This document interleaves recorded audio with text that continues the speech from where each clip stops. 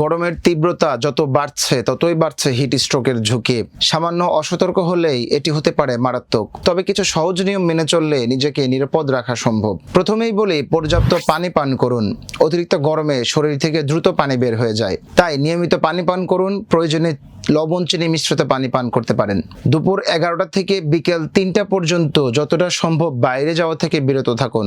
এই সময়টাতে সূর্যের তাপ সবচেয়ে বেশি দেখা যায়। বাইরে বের হলেও ছাতা, টুপি বা ক্যাপ ব্যবহার করুন। হালকা রঙের ঢিলেঢালা পোশাক পরলে কম গরম অনুভূত হয়। অপ্রয়োজনে রোদে বেশি থাকা থেকে বিরত থাকুন। প্রয়োজনে ঠান্ডাযুক্ত স্থানে বিশ্রাম নিন। খাবারের দিকেও পর্যাপ্ত খেয়াল রাখুন। হালকা ও সহজ পাচ্য খাবার বেশি বেশি গ্রহণ করুন, যেমন শাকসবজি বা ফলমূল। যদি মাথা ঘোরায় বা অতিরিক্ত ঘাম হয় বা দুর্বলতা অনুভূত হয় বা বমি বমি ভাব হয়, তাহলে দ্রুত ঠান্ডাযুক্ত স্থানে যান এবং পানি পান করুন। যদি বেশি অস্বাভাবিক মনে হয় তাহলে দ্রুত চিকিৎসকের পরামর্শ নিন। সচেতনতা ও সামান্য সতর্কতাই হিট স্ট্রোকের ঝুঁকি কমাতে পারে। তাই নিজের যত্ন নিন এবং সুস্থ থাকুন।